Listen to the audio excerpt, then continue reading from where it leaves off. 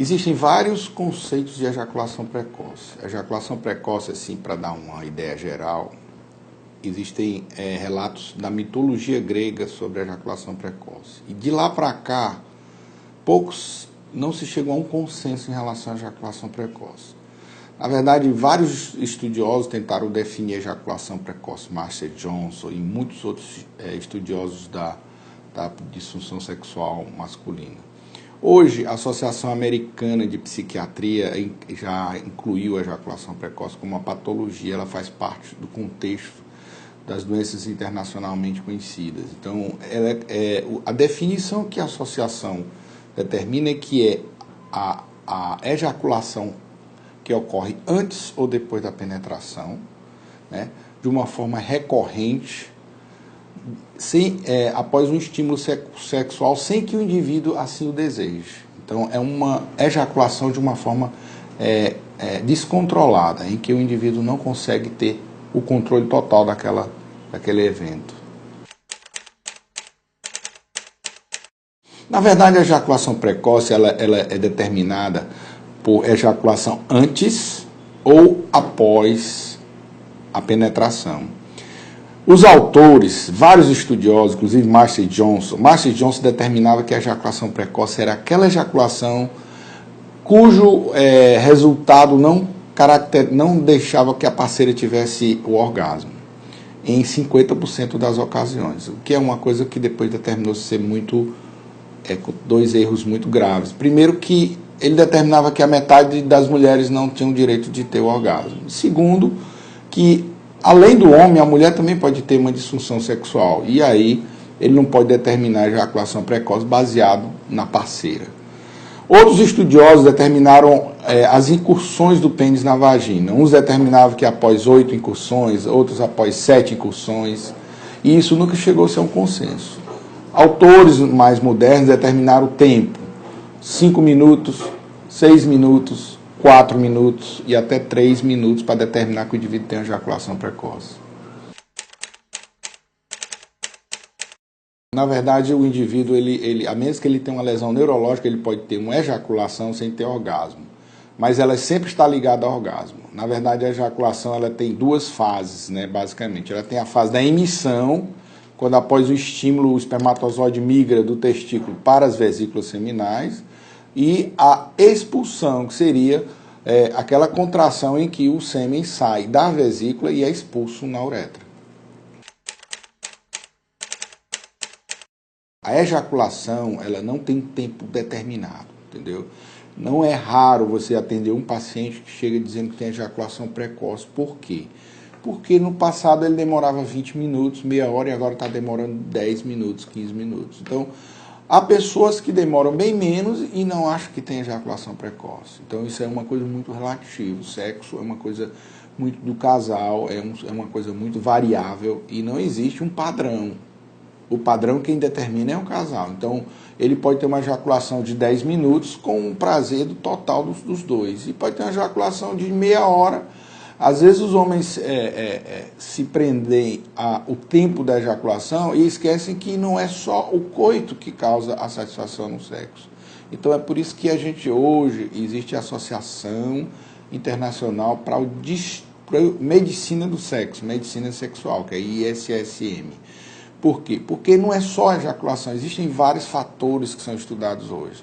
Então há autores que determinam que a ejaculação precoce seria aquela que ocorre antes de 8 minutos do coito. Outros determinam 7 minutos. Já existem autores europeus que determinam 5. E até 3 minutos. Existem autores que dizem que a ejaculação precoce é quando há uma ejaculação antes de 3 minutos do intercurso do pênis na vagina. Existe a cura, você tem que... Basicamente, a disfunção... A ejaculação precoce ela é dividida em duas, né? A primária, que seria aquela que o indivíduo nasce e começa a ter vida sexual já com a ejaculação precoce. E aquela adquirida em que o indivíduo tinha uma ejaculação num tempo razoavelmente normal e com algum problema orgânico ou psicológico ele passou a ter ejaculação precoce.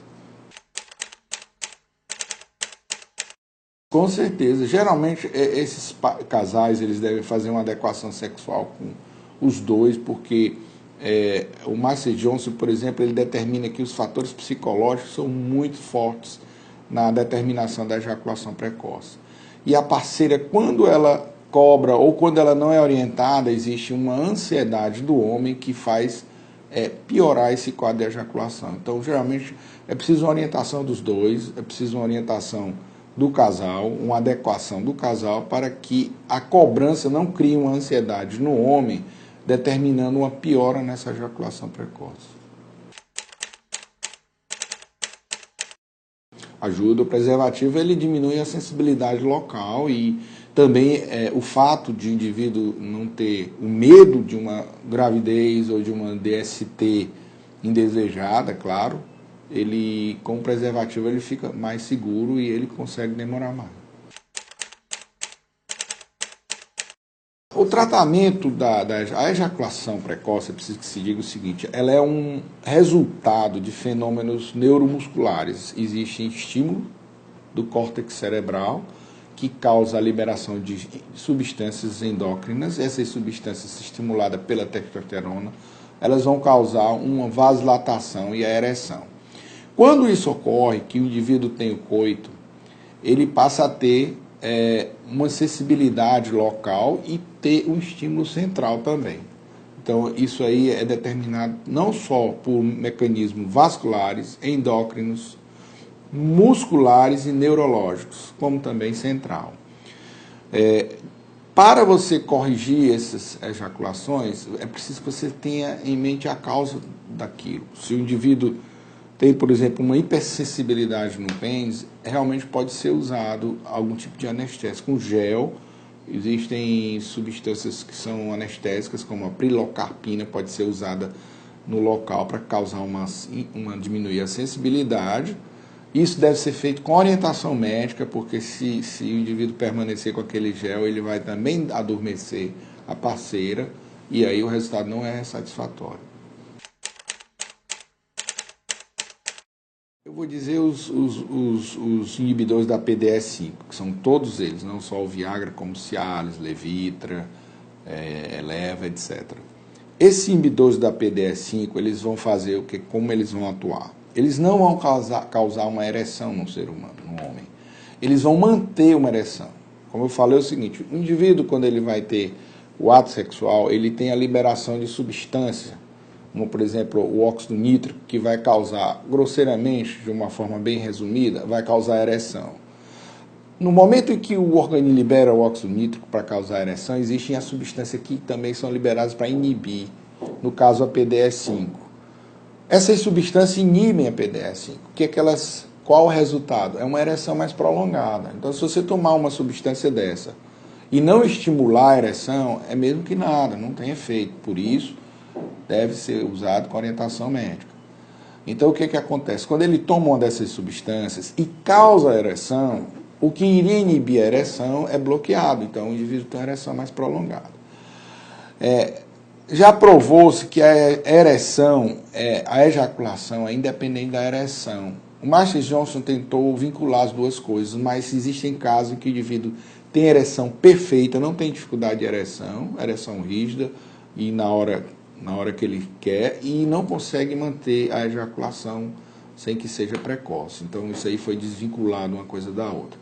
Mas há casos em que o indivíduo, por ter uma disfunção erétil, por ter uma diminuição na ereção, ele desenvolve a ejaculação precoce como uma resposta do organismo. Como dizer assim, ou você goza logo, ou então vai amolecer. Aí o sujeito, ansiosamente, ele passa a ejacular precocemente. Não tenha nem dúvida, o estresse ele é uma das coisas que mais interfere no ser humano, na saúde como um todo, né? Na saúde geral do indivíduo. Você vê o seguinte, aqueles indivíduos que ficam com medo de gravidez, por exemplo, o coito interrompido, né? Que é uma prática usada para evitar a gravidez. Ele é uma das causas de formação de ejaculação precoce, porque o indivíduo se habitua a ejacular rápido e ele fica condicionado à ejaculação precoce. E realmente ele fica ansioso, né? A ansiedade, né, causada pelo estresse é um dos fatores importantíssimo. Ninguém tem sexo saudável, sexo prazeroso, sem tranquilidade. E a vida moderna está tirando essa tranquilidade do ser humano, né? Corre-corre, dia a dia, a competição, né? A vida, a violência, tudo isso deixa o indivíduo ansioso e estresse, como resultado disso, realmente é um dos fatores que prejudicam a ejaculação. Olha, uma das coisas que eu, como urologista, sempre acho é que a orientação sexual é fundamental. A pessoa que vai para o sexo, a pessoa que tem um bloqueio de orientação na fase na fase em que deveria se insinuar na vida sexual, ajudaria muito aos homens a ter um controle disso aí. Muitas pessoas, eu vejo pessoas de nível superior que vêm nos procurar, que têm uma informação totalmente distorcida sobre o que é o padrão, o que não é.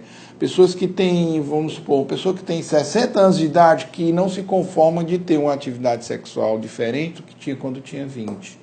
Então as pessoas precisam estar antenadas e sabedoras de que o sexo é uma coisa variável.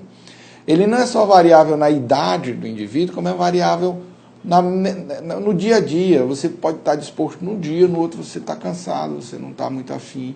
Então, como existe uma variação hormonal, tanto no homem quanto na mulher, sexo não é uma coisa padronizada. Então, a orientação seria importante no sentido da pessoa tirar o melhor proveito da sua vida sexual, tanto no início da vida sexual, como na vida conjugal após o casamento.